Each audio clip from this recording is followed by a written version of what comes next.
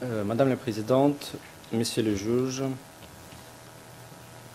tout d'abord, je voudrais apporter une correction en chiffres auxquels je me suis référé au cours de mes déclarations liminaires, et en particulier au nombre des victimes des attaques qui ont été admises à participer dans la présente affaire. En effet, le nombre des victimes des attaques qui ont été admises à participer dans la présente affaire et que je représente est 980 personnes et non pas 1080 personnes comme indiqué au cours de mes déclarations liminaires. Madame la Présidente, Messieurs les juges, eu égard aux éléments de preuve qui ont été présentés par le bureau du procureur au cours de la présente audience de confirmation des charges, les victimes que je représente sont d'avis qu'il existe des preuves suffisantes donnant des motifs substantiels de croire que M. Bosco Ntaganda a commis chacun des crimes qui lui sont imputés. En effet, le bureau du procureur a produit devant la Chambre les éléments de preuve tant documentaires et visuels que sous forme de nombreux témoignages qui, eu égard à leur caractère précis et détaillé, ne sauraient susciter un moindre doute sur leur véracité, crédibilité et valeur probante. En revanche, la défense n'a produit aucune preuve objective, réelle et sérieuse à l'appui de son raisonnement. Je ne vais pas aborder dans le cadre de mes déclarations, des présentes déclarations, l'ensemble des aspects soulevés au cours de l'audience de confirmation des charges. Et je ne me bornerai donc qu'à aborder certains d'eux. Je vais développer les 10 aspects dans le cadre de mes conclusions finales écrites. Madame la Présidente, Monsieur le juge, puisque la défense semble nier le caractère interethnique du conflit qui s'est abattu sur l'Ituri pendant les périodes des charges, je me réfère d'abord, et les réitère en entier, mes déclarations liminaires au cours desquelles j'ai présenté à la Chambre les vies des victimes concernant l'origine et le contexte du dit conflit. De plus, le caractère interethnique du conflit en Ituri est reconnu universellement, et en particulier par de nombreux rapports établis tant par les Nations Unies que par les différentes ONG en matière de droits de l'homme, et est corroboré par de multiples témoignages, y compris ceux présentés par le bureau du procureur au cours de la présente audience de confirmation des charges. Le caractère interethnique du conflit qui a eu lieu en Ituri pendant les périodes des charges, et plus spécifiquement le caractère interethnique du conflit entre les Emma et les Lindous, a été en outre reconnu par la Chambre de première instance 1 dans son arrêt du 14 mars 2012, rendu dans l'affaire le procureur contre Thomas Lubanga Diallo, et en particulier au paragraphe du 67 au 91. La Chambre de première instance 1 s'est basée à cet égard sur de nombreux éléments de preuve. Bien que le dit arrêt ait fait l'objet d'appels qui est toujours pendant, aucune partie, y compris la défense, n'a contesté spécifiquement les conclusions de la Chambre de première instance 1 concernant le caractère interethnique du conflit en Ituri. La défense tente en outre de faire valoir que l'objectif des groupes armés de l'UPC-FPLC n'était pas d'attaquer la population civile, mais de se battre contre des combattants lindous et les forces armées de l'APC.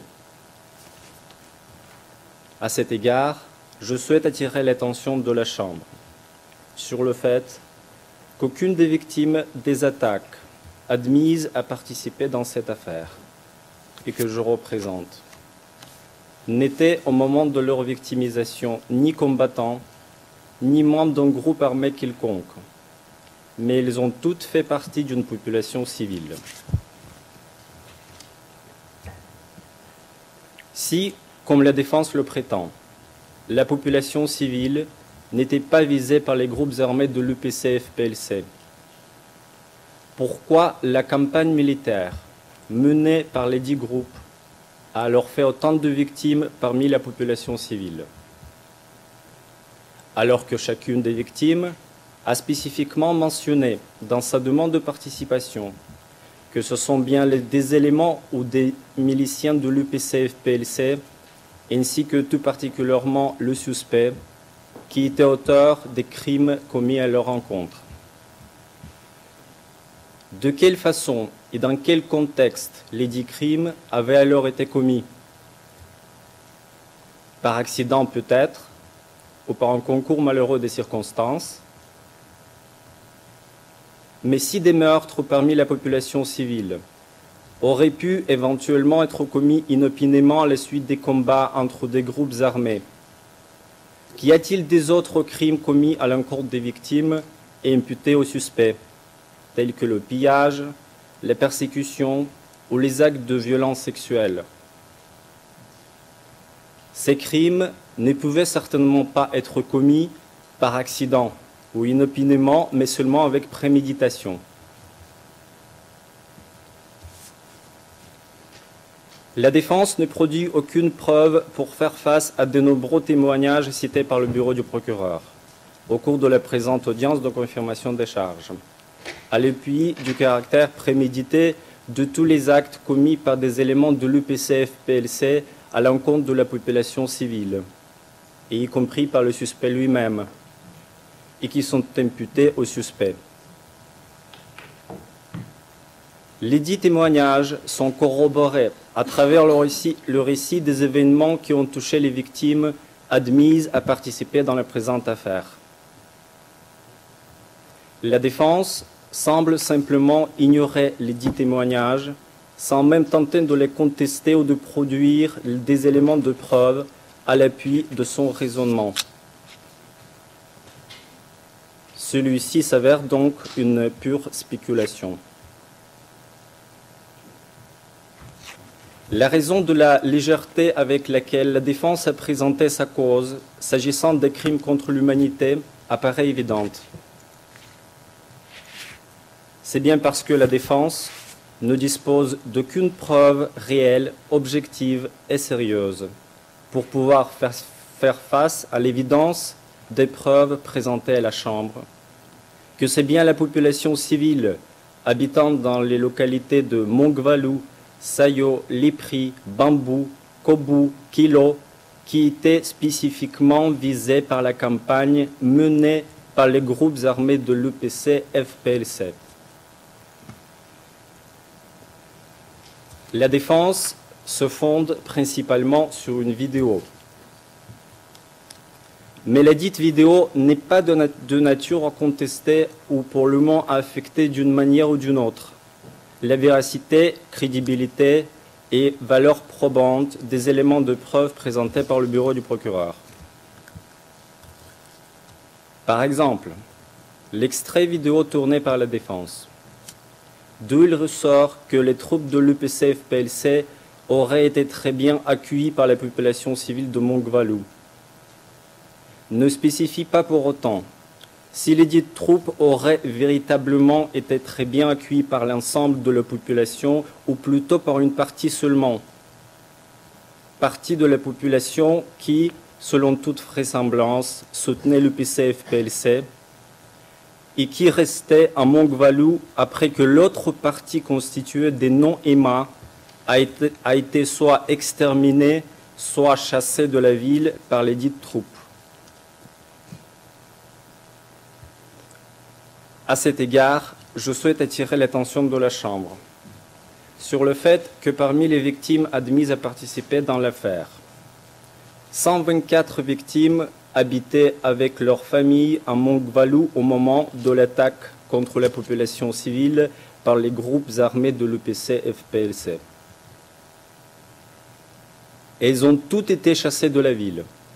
61 victimes ont perdu un ou plusieurs de leurs proches. 4 victimes ont fait l'objet des actes de violence sexuelle. et 110 victimes ont été pillées. La défense n'a non plus produit aucune preuve sérieuse face aux éléments de preuve présentés par le bureau du procureur, à l'appui du caractère généralisé et systématique des attaques menées par les groupes armés de l'UPC-FPLC contre la population civile.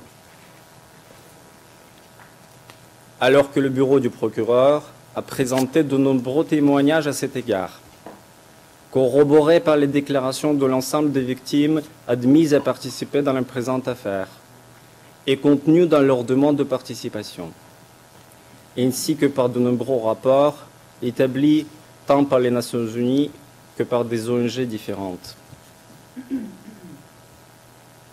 À cet égard, je souhaite attirer l'attention de la Chambre sur le fait que les 980 victimes des attaques contre les populations civiles admises à participer dans cette affaire habitaient dans les localités différentes de l'Ituri, et en particulier à Mongvalou, Sayo, Lipri, Bambou, Kobu, Kilo.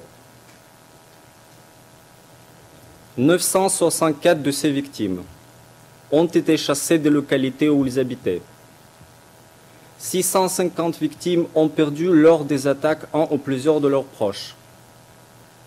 10 victimes ont fait l'objet des actes de violence sexuelle. 792 victimes ont été pillées. Et l'ensemble des victimes ont indiqué clairement que ce sont bien les militaires de l'UPC-FPLC, y compris le suspect lui-même, qui sont auteurs des crimes commis à leur encontre. Qu'y a-t-il de ces faits et de ces déclarations des victimes? Ne serait-il pas constitué une preuve convaincante, Madame la Présidente, Monsieur le juge, qui est de nature à corroborer le caractère généralisé et systématique des attaques menées par les groupes armés de l'UPC-FPLC contre la population civile?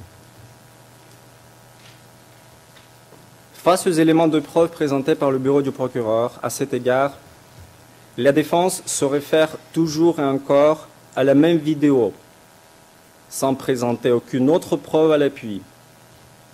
Ce n'est simplement pas sérieux. Par ailleurs, la défense semble aller à l'encontre de sa propre ligne de raisonnement. En particulier, la défense cite un individu apparaissant sur un extrait vidéo tourné qui dit que l'usine ne doit pas appartenir aux Landous, mais à tous les peuples congolais. Il conclut à cet égard que l'objectif des groupes armés de l'UPC-FPLC était de protéger les intérêts de toute la population. Mais il s'ensuit tout simplement que les dirigeants de l'UPC-FPLC ne voyaient manifestement pas les Landous parmi le peuple congolais, ni même parmi la population de la région, et que l'objectif de l'UPC-FPLC tendant, selon la défense, à la pacification de la région, ne pouvait aboutir que si les Landous d'en soient purement et simplement écartés. Pour appuyer sa ligne de raisonnement que les groupes armés de l'UPC-FPLC ne visaient pas à chasser les Landous, la défense ne se fonde que sur des déclarations enregistrées en vidéo, produites par les dirigeants de l'UPC-FPLC eux-mêmes, et ne présente aucune autre preuve à cet égard.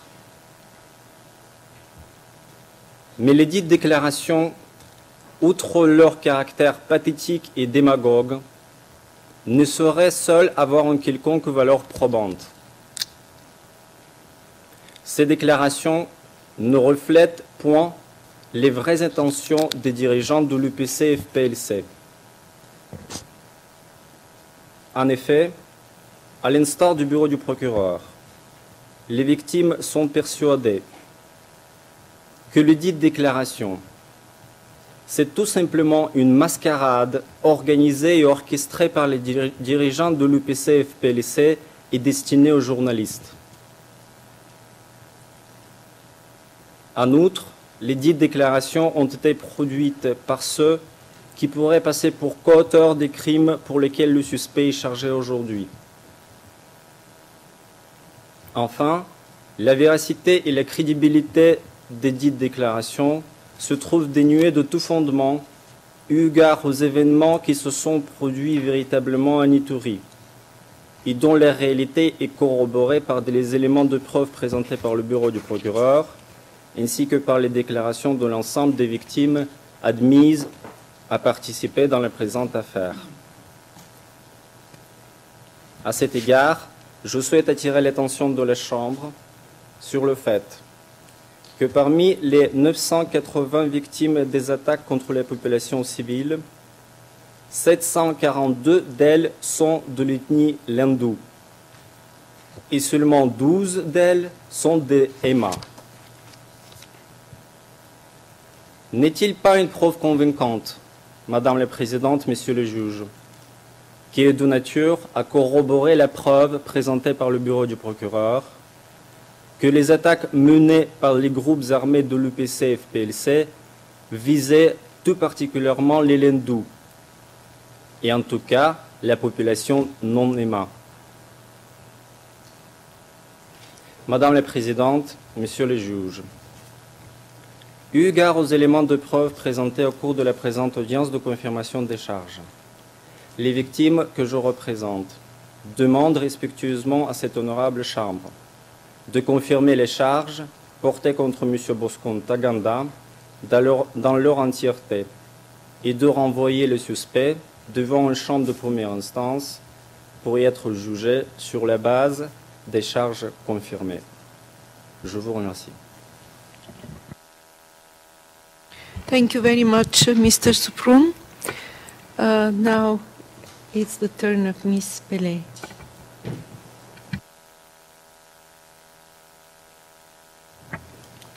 Merci, Madame la Présidente. Madame la Présidente, Messieurs les juges, je souhaiterais tout d'abord faire une remarque faisant écho aux observations liminaires de Maître Dessalier, juste avant de commencer ses observations au fond, mercredi en fin de matinée. Ce dernier expliquait, je cite, que les observations que nous ferons au cours de l'audience ne pourront être évidemment exhaustives, notamment en raison des difficultés à retrouver l'élément de preuve précis sur lequel se fondait l'accusation. Puisque la même approche a été adoptée en ce qui concerne les éléments de preuve de la défense, sur lesquels la défense s'est appuyée, et que ceux-ci n'ont pas encore été communiqués aux représentants légaux, et qu'en tout état de cause, les représentants légaux n'ont accès qu'aux seuls documents publics du dossier, notre position concernant cette question n'est guère plus favorable. Ceci étant, Madame la Présidente, Messieurs les juges, et en gardant à l'esprit le fait que nous serons autorisés à soumettre des conclusions finales écrites à l'issue de l'audience, je souhaiterais faire les observations suivantes. Puisque je représente les anciens enfants soldats, je me limiterai à certaines questions se rapportant directement à leurs intérêts personnels et donc aux chefs d'accusation numéro 9, 14, 15 et 16.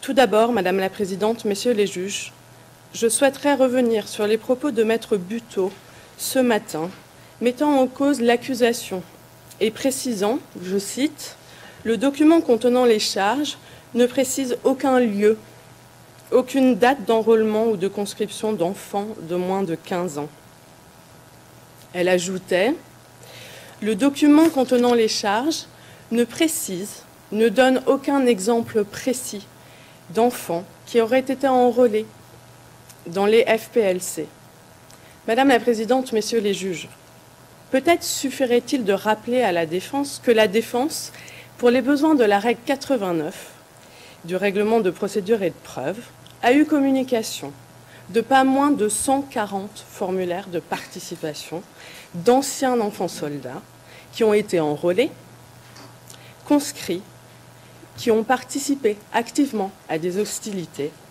certaines d'entre elles ayant également été violées et maintenues en esclavage sexuel. Prétendre aujourd'hui, dans cette salle d'audience, que les victimes n'existent pas dans la présente affaire n'est pas admissible. Madame la Présidente, Messieurs les juges, je ne reviendrai pas sur mes déclarations liminaires. Toutefois, les développements de la défense sur la différence entre l'enrôlement et la conscription me poussent à réitérer le fait que les 140 victimes que je représente et qui, j'ose croire, sont représentatifs de l'armée des enfants qui peuplaient les rangs de l'UPC-FPLC, ne pouvaient raisonnablement pas joindre les rangs de la milice volontairement. À nouveau, Madame la Présidente, Messieurs les juges, ils avaient entre 7 ans et demi et 15 ans.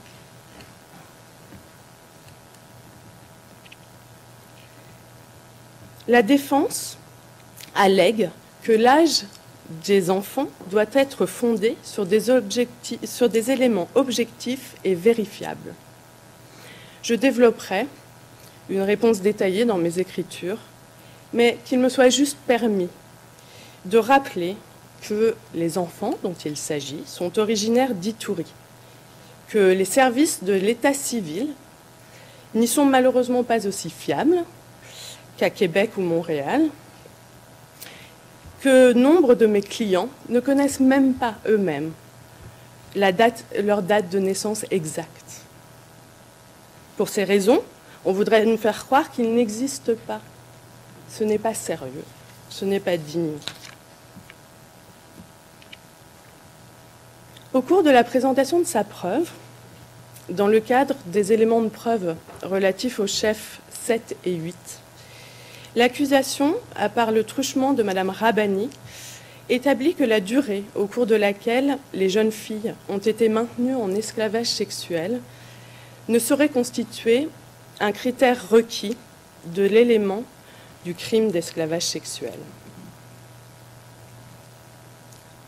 Les victimes que je représente soutiennent cette conclusion et soutiennent qu'elle s'applique mutatis mutandis à l'esclavage sexuel des recrues de l'UPC-FPLC.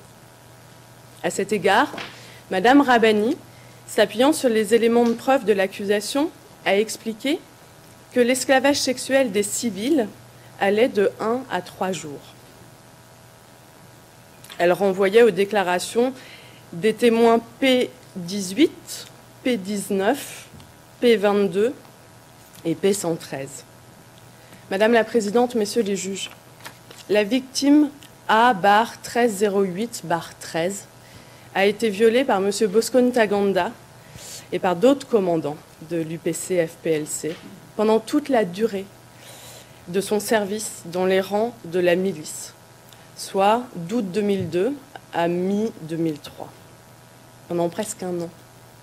Madame la Présidente, Messieurs les juges, les victimes A-741-13, A-743-13 et A-747-13 indiquent quant à elles que les viols ne cessaient que lorsqu'elles étaient envoyées sur les champs de bataille.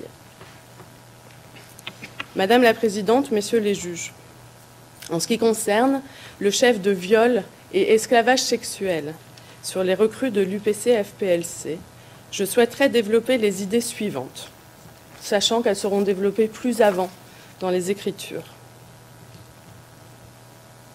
Tout d'abord, les développements de Maître Buteau ce matin laissent perplexe. Le crime de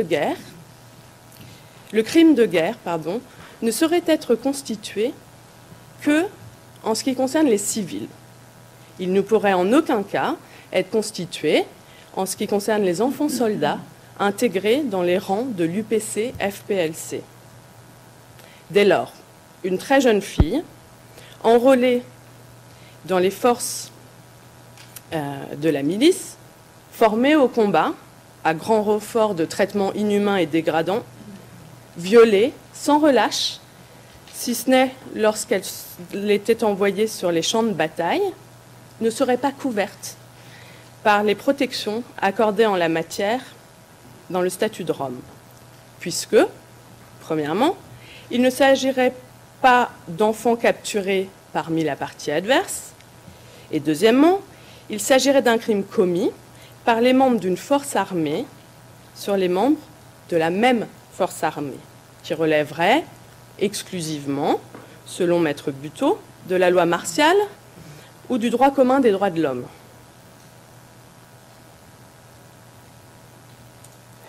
Si l'on suit ce raisonnement jusqu'au bout, comme je l'ai expliqué dans mes propos liminaires, Madame la Présidente, Messieurs les juges, compte tenu de la systématisation du phénomène des violences sexuelles commises sur les jeunes filles dans les rangs de l'UPC-FPLC, l'UPC-FPLC serait une armée sans commandant, une armée privée de son chef d'état-major et de la plupart de ses militaires. En ce qui concerne maintenant l'âge des jeunes filles visées par les charges de viol et esclavage sexuel à l'encontre des recrues de l'UPC-FPLC, je souhaiterais apporter les éléments suivants. Outre le fait que l'accusation elle-même se réfère aussi bien aux recrues en général qu'aux recrues de moins de 15 ans en particulier, les éléments du crime d'esclavage sexuel prévu à l'article 8 de E7 ne se réfèrent aucunement à une limite d'âge. Dès lors, toute recrue, quel que soit son âge, victime de viol et d'esclavage sexuel, serait couverte par ces textes. Enfin, les tâches ménagères confiées aux filles enfants soldats démontrent aussi l'existence du crime d'esclavage sexuel. En effet, dans la décision relative à la confirmation des charges dans l'affaire à l'encontre de messieurs Katanga et Ngudjolo Chui, la Chambre préliminaire 1 a indiqué, je cite, que la notion d'esclavage sexuel recouvre aussi les situations dans lesquelles des femmes et des jeunes filles sont contraintes de se marier ou lorsqu'elles sont utilisées comme domestiques ou contraintes d'accomplir d'autres tâches qui finalement débouchent sur une activité sexuelle imposée, y compris le viol que leur font subir les personnes qui les tiennent captives. Madame la Présidente, Messieurs les juges, en ce qui concerne la participation active aux hostilités des enfants de moins de 15 ans, je reviendrai également sur ce point plus en détail dans mes écritures. Cependant, eu égard au développement de Maître Buteau sur cette question ce matin, je souhaiterais apporter les éléments suivants à votre appréciation. Si l'étendue précise du crime consistant à faire participer activement des enfants à des hostilités n'est pas claire au travers des textes de la Cour, il convient de noter que dans le cadre du jugement rendu en application de l'article 74 du statut, dans l'affaire Lubanga, la Chambre de première instance a fondé son appréciation du crime, prévu à l'article 8 de E7, sur de nombreux facteurs, sans exclure a priori une catégorie particulière de faits. Ainsi, il est apparu indispensable à la Chambre de première instance 1, au vu de la nécessité de prendre en compte toutes les formes de participation, y compris le fait, je cite, qu'une grande variété d'enfants participaient activement à des hostilités, de celles qui se trouvaient sur la ligne de front à celles qui assumaient une multitude de rôles à l'appui des combattants. Et la Chambre ajoutait, je cite, « Pour décider si un rôle indirect doit être considéré comme une participation active à des hostilités, il est crucial de déterminer si l'appui apporté par l'enfant au combattant l'a exposé à un danger réel, faisant de lui une cible potentielle. »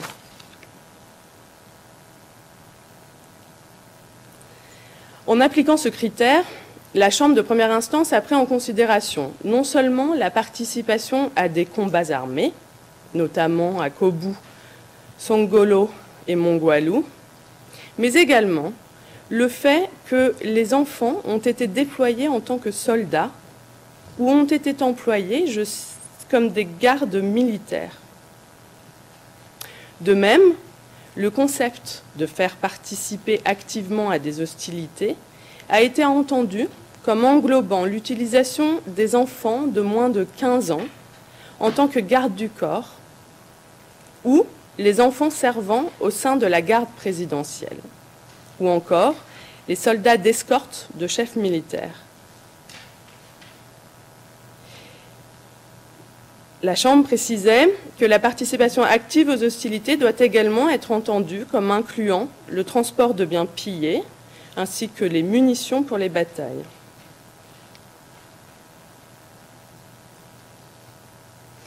En ce qui concerne l'utilisation des enfants pour les travaux ménagers, la Chambre a indiqué que des rôles attribués aux filles enfants soldats, je cite, consistaient à aider les chefs militaires en faisant la cuisine et en s'acquittant d'autres tâches féminines normales. La Chambre ajoutait ces tâches, cependant, ne peuvent être considérées en tant que telles comme une participation active aux hostilités au sens de l'article 8.2e7. En revanche, les tâches ménagères peuvent constituer une forme de participation active aux hostilités lorsqu'elles sont accomplies en plus des autres tâches dont elles s'acquittaient en tant que soldats de l'UPC-FPLC, comme la participation à des combats, à des patrouilles et les fonctions de garde du corps. Madame la Présidente, Messieurs les juges, puisque la défense a elle-même fait référence à des documents en possession du procureur, mais non présentés dans le cadre de la présente affaire, il me semble que la défense a opportunément oublié que OTP 10 a expliqué ses difficultés à connaître sa date de naissance exacte. Et dans une déclaration écrite admise en preuve dans l'affaire Lubanga, OTP 10 a également expliqué les circonstances de l'émission de sa carte d'électeur à laquelle la défense faisait référence ce matin. Madame la Présidente, Messieurs les juges, le vécu des 140 victimes que je représente corrobore les éléments de preuve présentés par l'accusation concernant l'enrôlement, la conscription, la participation active aux hostilités d'enfants de moins de 15 ans, ainsi que le viol et l'esclavage sexuel des recrues de l'UPC-FPLC. Ces actes ont eu sur les victimes que je représente un impact et des conséquences qui les touchent dans leur quotidien et à long terme. Certaines et certains souffrent de blessures et de maladies consécutives aux traitements inhumains qui leur ont été infligés lorsqu'ils étaient enfants soldats. Toutes les victimes que je représente aujourd'hui ont souffert de dommages moraux. En conclusion, l'accusation a démontré qu'il y a des éléments de preuve suffisants pour établir l'existence de motifs substantiels de croire que le suspect a commis les crimes qui lui sont reprochés, atteignant le seuil probatoire exigé par les textes à ce stade de la procédure, conformément à l'article 61.5 du statut de Rome. Tous ces faits ont été démontrés par l'accusation avec des éléments qui sont suffisants au stade de la confirmation des charges pour permettre à la Chambre préliminaire de statuer que les charges à l'encontre de M. Bosco Ntaganda, et notamment les charges d'enrôlement, de conscription, de participation active d'enfants de moins de 15 ans aux hostilités et le viol et l'esclavage sexuel à l'encontre des recrues de l'UPC-FPLC doivent être confirmés et que M. Bosco Ntaganda doit être renvoyé en procès. Enfin, bien que les préjudices dont les victimes ont souffert et souffrent encore aujourd'hui n'ont pas été traités à proprement parler au cours de cette audience, l'expression de leur voix à travers leur participation dans cette procédure constitue, je l'espère, une manière d'adresser ces préjudices. Je vous remercie, Madame la Présidente, Messieurs les juges.